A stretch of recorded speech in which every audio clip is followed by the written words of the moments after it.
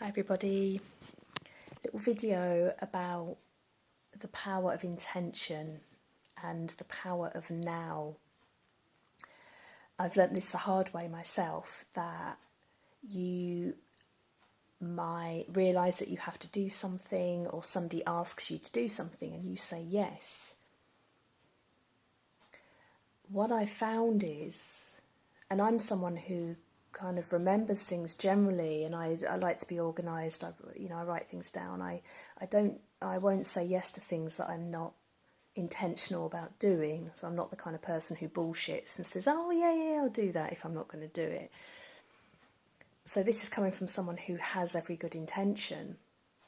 What I've found is, if I say I'm going to do something, so if you say you're going to do something, either do it now or make a note of it now. Because what I found is other things come into your brain and you just forget, and it's so scary. There's been things that I've thought, yeah, I'll do that, and it's really important, and I think, oh yeah, I won't forget. And then because I haven't either made a note of it on my phone, I have memos on my phone, anything that pops into my head that's out of the ordinary that I need to do goes on my phone.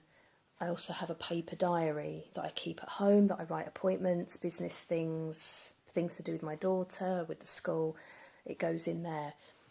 But I just wanted to get this across to people, that if you're serious about doing something and you have every intention of doing it, do it now or make a note now so that it's stored, because it is so easy to forget. And the other thing is that if you say yes to something and you actually really don't want to do it, and you've no intention of doing it, then just say no. And that is a really hard thing to learn. I've learnt this recently through reading about assertiveness and applying techniques. It's actually one of the things that we generally, if we're nice people, we generally do find it hard to say no.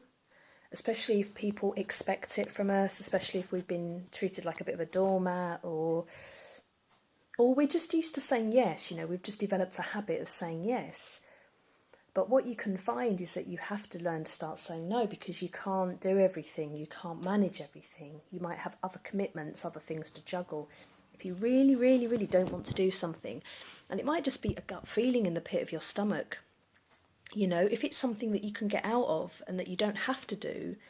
So we're not talking about, essential things. We're not talking about things that really have to be done. If I need to go and buy food for my daughter and for me, I go and do it. The jobs around the house that need doing, picking her up from school, of course I'm going to do that. I'm not going to just decide I don't want to do it. But the things that you have some choice in, the things that really you don't have to do, that maybe you've just got into a habit of doing, or that give you a feeling of dread in the pit of your stomach and you really don't need to do it, you can just say, and I learnt this in an assertiveness book, there's a way of softening the no.